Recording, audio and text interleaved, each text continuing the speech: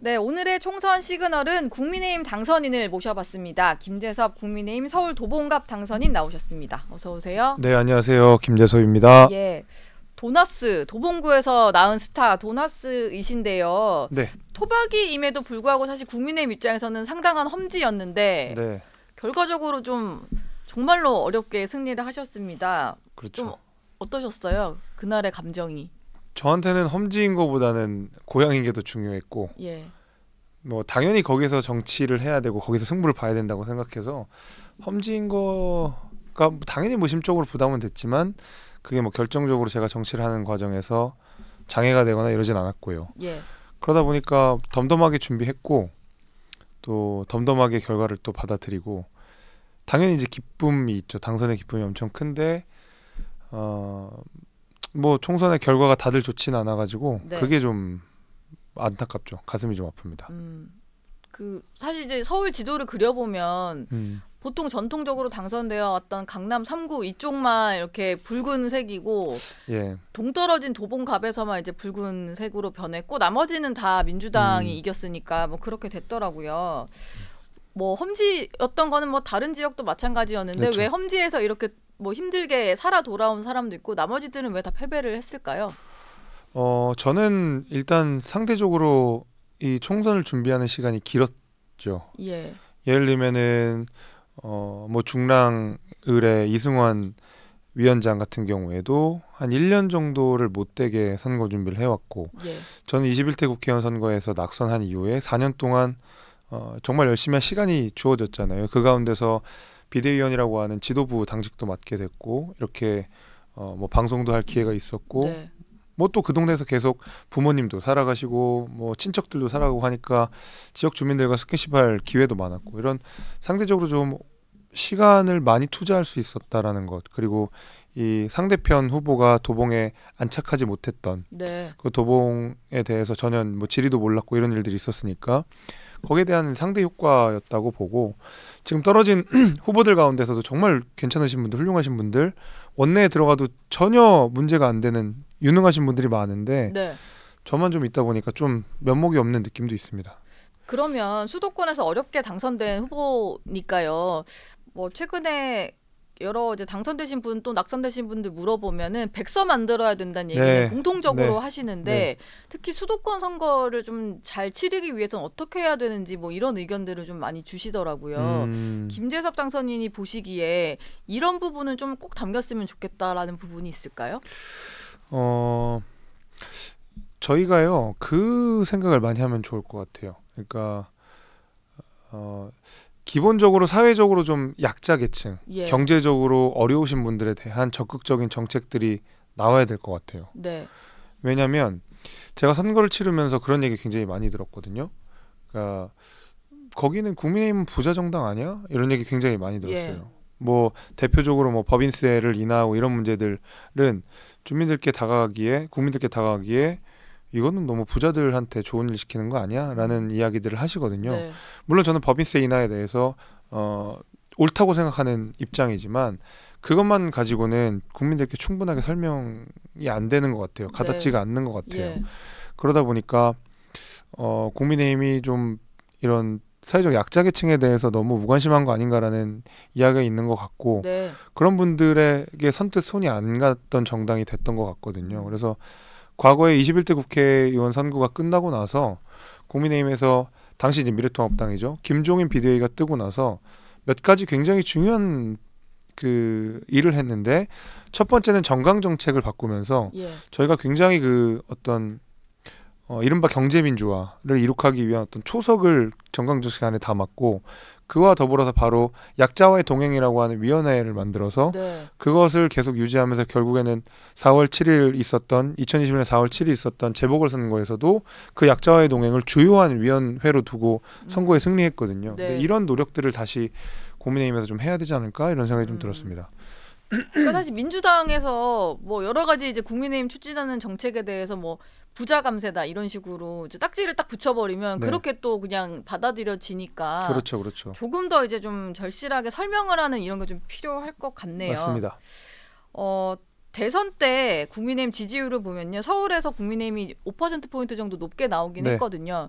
물론 대선과 그 총선을 단순 비교할 수는 없을 것 같아요. 대선은 좀 더 큰 선거고 그렇죠. 이건 지역 단위 선거이긴 그렇죠. 한데 어찌됐건 보면 총선에서는 좀 대선 때 받은 지지보다 많이 밀렸거든요. 2년 만에 민심이 좀 왜 변했을까요?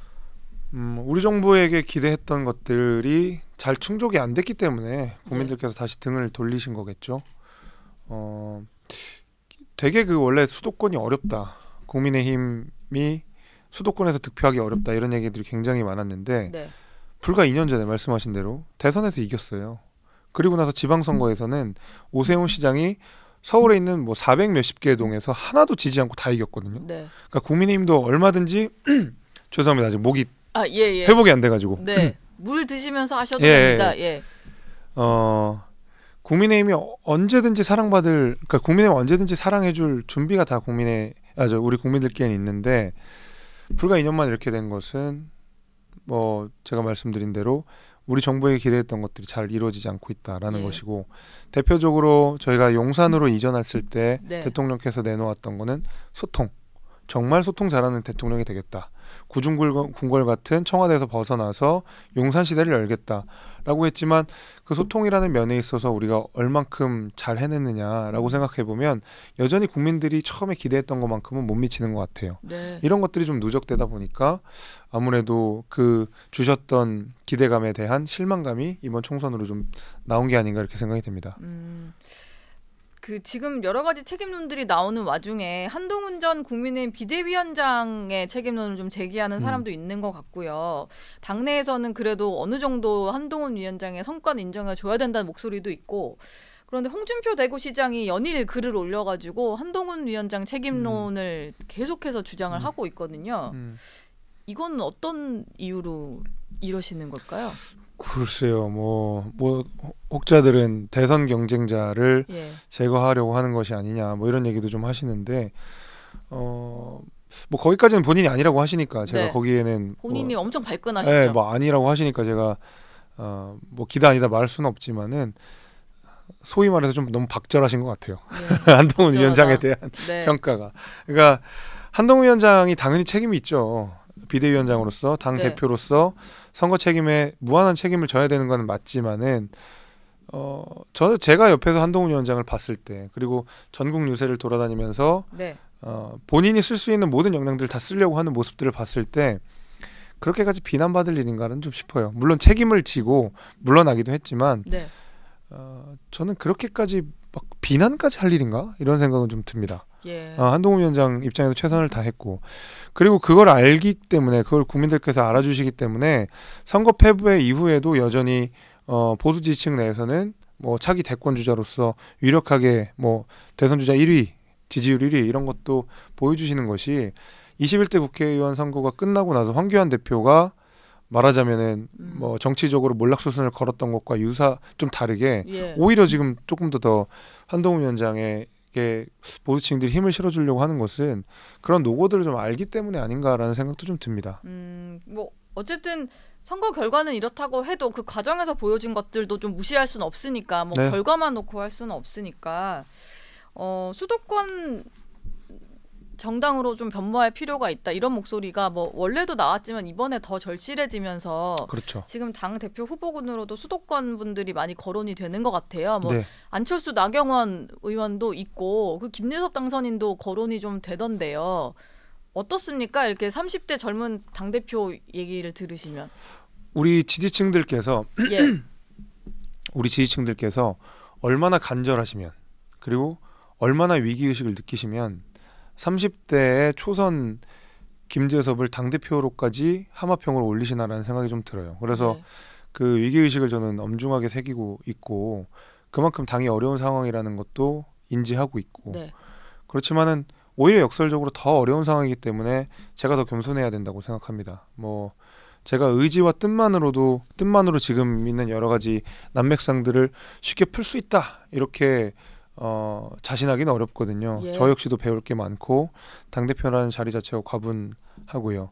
그리고 이제 젊은 사람들이 당대표가 된다는 것에 대해서 저희 국민의힘 지지층 분들은 여전히 좀 트라우마 같은 것들이 좀 남아 있으신 것 같긴 해요. 이준석 전 대표의 어떤 사례 때문에 그렇죠, 그런 그렇죠. 게 좀 있죠. 그러니까 이준석 대표가 선거를 굉장히 전 잘 치렀다고 생각하고 네. 대선과 지방선거에서 승리를 이끈 당대표임을 부정할 수 없습니다.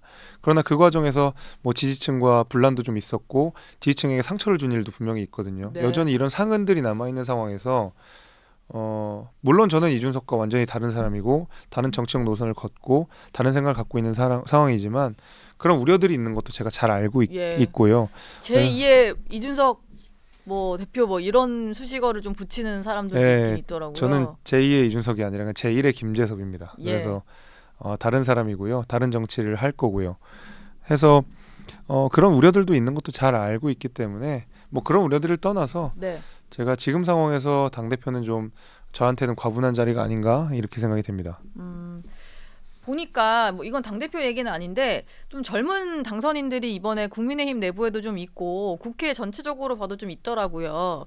그래서 여야 가릴 것 없이 이제 30대 청년 정치인들이 좀 모여서 뭔가를 보여줄 수도 있지 않을까라는 생각이 드는데 혹시 좀 구상하고 계신 게 있을까요? 아니요, 뭐 구체적인 정치 행보를 걷는 거는 아직은 아닌 것 같고 뭐 젊은 정치인들 몇 명이 모여서 좀 공부는 좀 해보자. 공부 모임 같은 거 좀 해보자. 모든 현안에 대해서 각각 나름대로의 입장을 좀 있어야 되는 거 아니겠느냐. 뭐 이런 문제의식이 있어가지고 뭐 젊은 당선인들끼리 이제 모여서 공부 모임을 결성할 계획은 있습니다. 아, 공부 모임. 공부 모임 하면 또 그거 하다가 또 약간 세력화가 되기는 하던데. 대표적으로 과거에 이제 미래연대와 남원정이 비슷한 건데 그거는 저희한테 너무 먼 얘기고 정말 공부 모임을 해볼 생각입니다. 배워야 될 게 많다 뭐 이런 말씀이신 것 같아요. 어제 그 대통령 그 국무회의 모두 발언 관련해서도 좀 여쭤보겠습니다.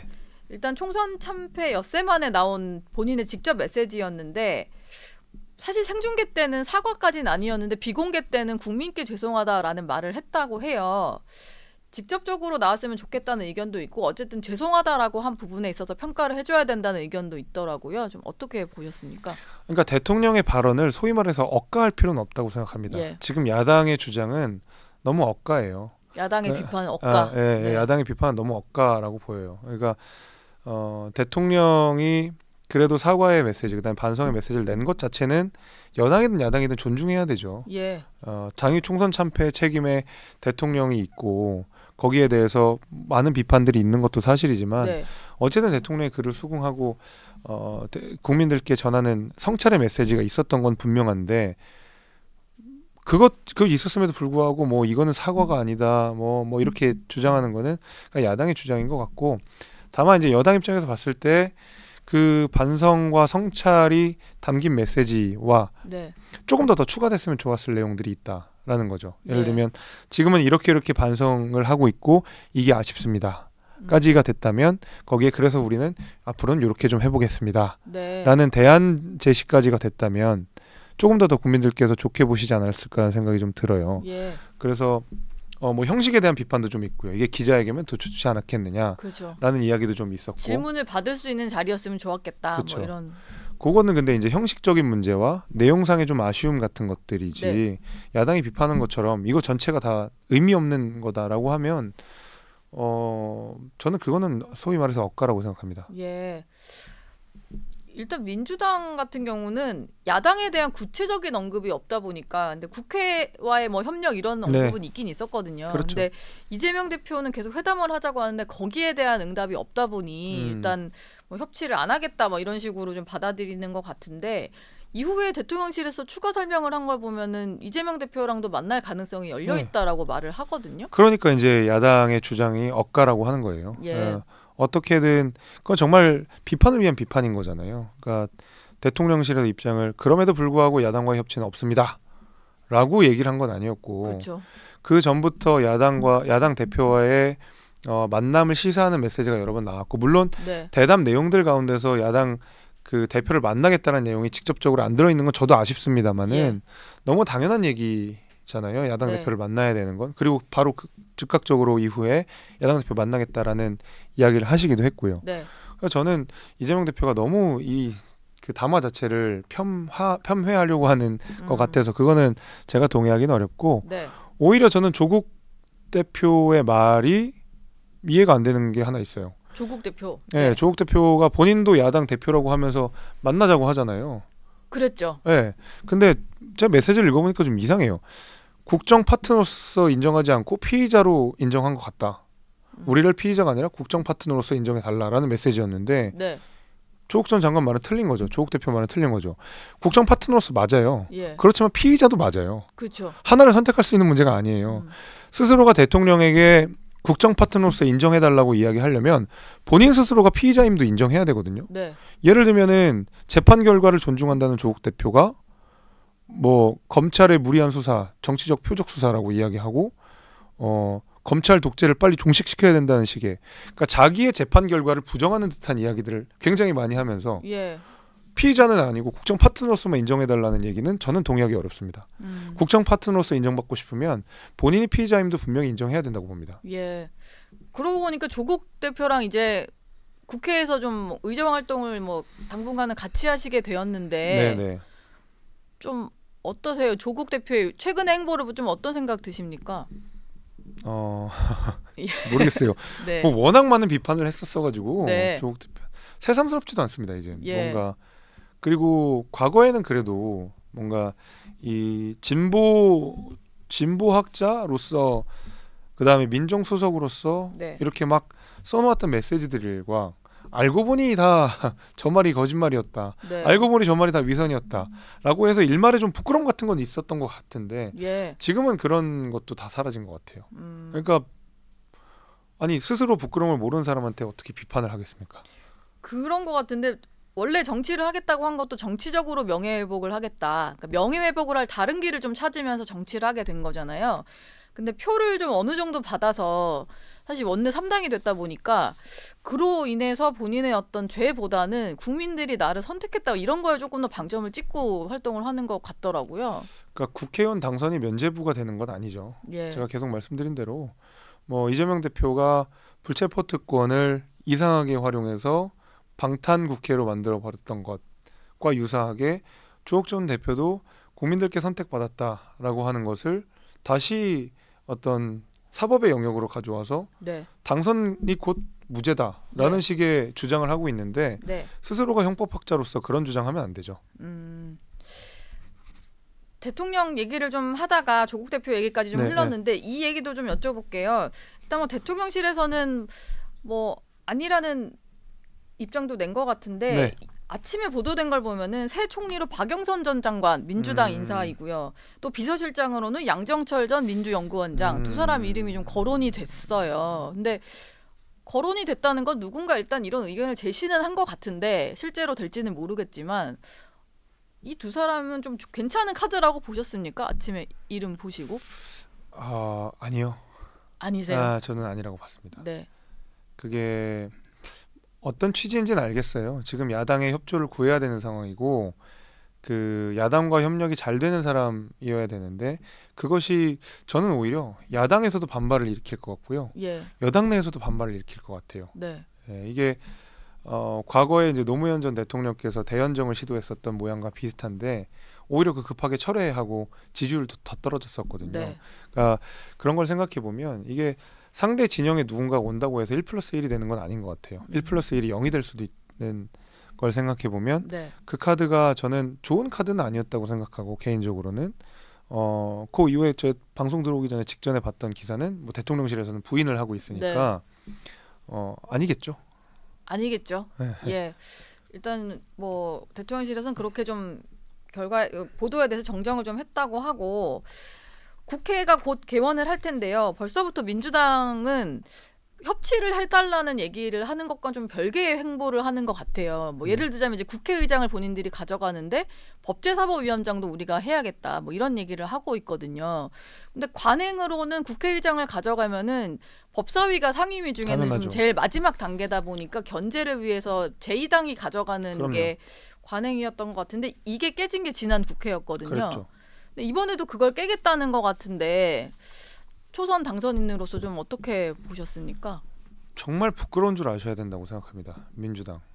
그 과거에 우리 국회가 지켜왔던 전통들이라고 하는 것이 관행이라고 하는 것이 예. 그냥 관행이 아니거든요. 항상 필요했고 네. 아무리 의석수가 많고 욕심이 나더라도 그거는 금기 같은 거였었어요. 예. 그러니까 이거는 건들면 안 된다. 아무리 우리가 힘자랑을 하더라도 네. 이거는 두자라고 했던 것이 대표적으로 법사위원장 자리 같은 것들이잖아요.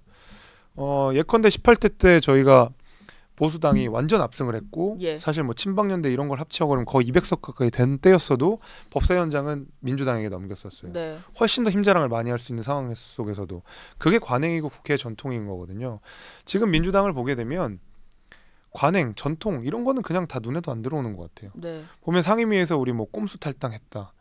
물론 법적으로는 문제 없죠. 예. 하지만 우리가 지켜왔던 관행과 완전히 벗어나는 문제들이고 법사위원장도 마찬가지잖아요. 법적으로 문제는 없죠. 예. 그렇지만 관행이 완전히 깨지는 거면 그럼 이렇게 되는 거예요. 뭐 항상 우리 정부를 향해서 민주당이 비판하는 것처럼 아니 이게 무슨 사법의 영역이냐 옳고 그름 따지는 거냐 네. 정치의 영역 아니냐 국민들이 궁금해하신다라고 그렇게 비판하던 본인들이 네. 다시 한번 이건 우리 위법 아닌데? 라고 나오는 거랑 똑같은 거예요. 굉장히 그 위선적이고 국민들 기만한 일이라고 생각합니다. 예. 근데 어쨌든 밀어붙일 것 같은데요. 어떻게 보세요? 지난번에도 한번 했던 일이라 이번에도 뭐 이렇게 두 개 다 가져가는 거는 민주당 입장에서는 그렇게 어려운 일은 아닐 것 같은데. 뭐 이쯤 되면 진짜 막 하자는 얘기죠. 네. 가자는 얘기다. 네, 막 하자는 얘기입니다. 예. 그리고 또 이 문제가 있습니다. 아마 개원 전에 이 부분은 처리가 될 것 같은데 민주당에서는 21대 국회 안에 처리를 하자고 해서 5월 초에 최상병 특검법을 처리하겠다라는 입장이거든요. 근데 여권 내부에서도 목소리가 좀 다양하게 나오는 것 같아요. 지금 또 대표 권한대행 체제다 보니까 이게 구심점도 없는 상태여서 목소리가 정말로 이제 여러 얘기들이 나오는데 일단 윤재욱 원내대표 같은 경우는 독소 조항이 여전하다 이렇게 좀 지적은 하고 있거든요. 법을 전공하셨으니까 좀 이 특검법에 독소 조항이 여전히 남아 있다라는 거에 대해서 좀 어떻게 보십니까? 그러니까 이런 거예요. 저는 제가 이제 22대 국회에서 일을 처리하면 좋겠다라고 말씀을 드렸던 거는 우리가 선거에서 이겼다 졌다만 가지고 급하게 막 법안을 통과해서는 안 된다고 생각해요. 그런 선례가 남으면 안 된다고 생각해요. 특검법을 띄우는 거는 굉장히 신중해야 되고 또 조항을 꼼꼼하게 따져봐야 되고 수사 대상을 명확하게 해야 되고 여야가 어떻게 추천권을 가지고 있는지에 대한 치열한 토론이 있어야 되거든요. 우리가 늘 특검법을 어렵다고 하는 이유가 여야가 공의 특별 검사를 추천하는 과정에서 치열한 토론이 있어요. 이 사람 된다 안 된다 가지고. 근데 이렇게 떠밀리듯이 하는 거는 저는 특검법이 가지는 취지에 맞지 않다고 생각하기 때문에 22대 국회에서 차근차근 논의를 해봐야 된다라는 이야기를 드리고 싶었던 거고 물론 그 가운데서 이런 비판은 있어요. 이 최상병께서 돌아가신 때가 지난해고 지금 이제 7월이 되면 그 통화 기록들이 다 삭제가 되기 때문에 1년밖에 통신 기록을 보관하지 못하기 때문에 7월이 넘어가는 순간 다음 회기로 넘어가는 순간 통화 기록들이 다 사라져 버려서 수사가 어려워진다라는 주장도 있어요.